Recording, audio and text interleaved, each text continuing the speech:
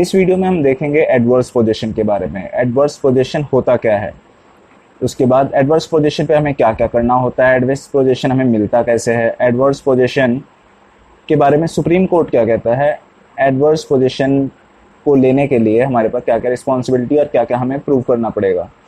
तो चलिए शुरू करते हैं इस वीडियो को, जिसमें हम बताते हैं एडवर्स पोजीशन क्या होता है। एडवर्स पोजीशन है जब आप किसी चीज़ के, किसी प्रॉपर्टी पे, इमूवेबल प्रॉपर्टी पे आप लगातार 12 साल से कब्जा बनाए हुए हैं, तो उसके आप पोजीशन को दिखाते हुए उस पर मालिकाना हक जो जताते हैं उसे कहते हैं एडवर्स पोजीशन। ये आया है लिमिटेशन एक्ट में सेक्शन 21 और 27 में। अक्सर लोगों के बीच में ये सवाल रहता है और अक्सर लोग ये सुनते रहते हैं कि सुप्रीम कोर्ट ने ये ऑर्डर दिया कि 12 साल से ऊपर किसी भी प्रॉपर्टी पे हो जाने पे मालिकाना हक ट्रांसफ़र हो जाता है, लेकिन ये इतना इजी होता नहीं है जितना कि हमेशा हम लोगों को लगता है या फिर आम जनता को लगता है। पहला कि ये प्रॉपर्टी को मालिकाना हक लेने के लिए प्राइवेट प्रॉपर्टी पे 12 साल और सरकारी प्रॉपर्टी पे 30 साल होता है। इनके लिए चाहिए 30 इयर्स और जो प्राइवेट प्रॉपर्टी है जो किसी इंडिविजुअल के नाम से उस पे चाहिए 12 साल। तो इसके लिए सबसे पहली कंडीशन ये है कि आपका 12 साल तक लगातार प्रॉपर्टी पे कब्जा होना चाहिए। 12 साल लगातार, ऐसा नहीं हो सकता कि आपने बीच में लिए फिर छोड़ा फिर वापस आ गए आप, तो इसे कंटिन्यूटी नहीं माना जाएगा। तो इसमें कंटिन्यूटी, पब्लिसिटी और एडवर्सिटी तीनों चीज़ होनी चाहिए इस पोजीशन के अंदर। कंटिन्यूटी बोले तो बीच में कोई इंटरप्शन नहीं होना चाहिए, पब्लिसिटी बोले तो सबको पता होना चाहिए। चीज़ जब होंगी तब इसे पोजीशन माना जाएगा। उसके बाद ऐसा नहीं होता कि एडवर्स पोजीशन जो होता है वो आपको बाय डिफॉल्ट मिल जाता है 12 साल बाद, ऐसा नहीं होता। आपको 12 साल के बाद कोर्ट जाना होता है, जो भी उस जुडिक्शन में आता है उस कोर्ट में जाके आपको ये क्लेम करना होता है कि आप लगातार एडवर्स पोजीशन पे हैं उस प्रॉपर्टी के, और इस कारण से अब आपको उसका एडवर्स पोजीशन मिल जाना चाहिए, उसका मालिकाना हक आपको मिल जाना चाहिए। तो कोर्ट से मिलता है, ऐसे नहीं मिलता है कि आप लगातार 12 साल पे हैं तो आपको मिल गया और आप केस कभी हटाने आया तो आपने कह दिया कि हाँ अब तो 12 साल से हूँ मैं, तो ये मालिकाना हक मेरा हो गया। ऐसा नहीं होता है। आपको एडवर्स पोजीशन क्लेम करना पड़ता है कोर्ट से, और ये कोर्ट से लेने के बाद ही आप उसके मालिकाना हक मिलते हैं।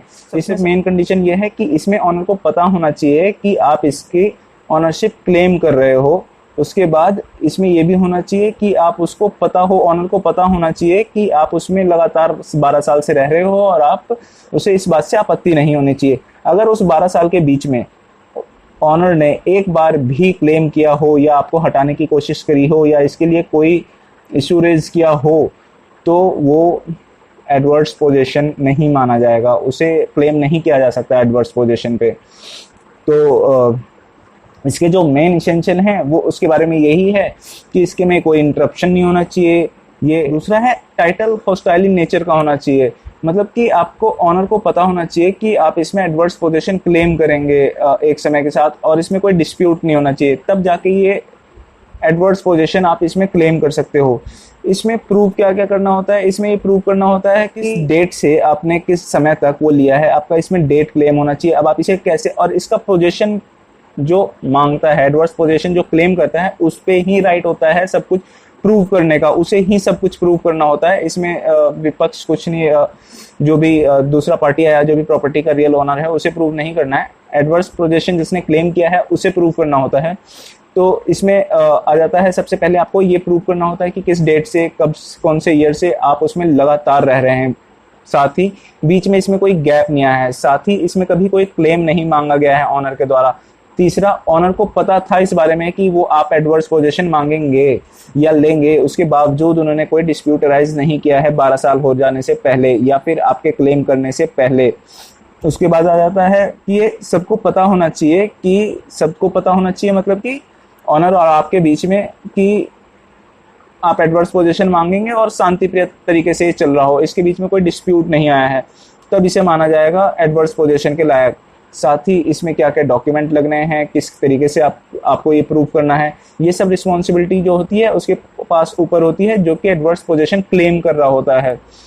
तो एडवर्स पोजीशन के बारे में यही है। सुप्रीम कोर्ट ने अक्सर इसमें बोला है कि इसको इन तरीकों से प्रूव करने के बाद ही क्लेम किया जा सकता है। आता है ये सेक्शन 21-27 लिमिटेशन एक्ट के अंदर। बाकी और ऐसी जानकारी के लिए हमें फॉलो और सब्सक्राइब कर लीजिए। Thank you.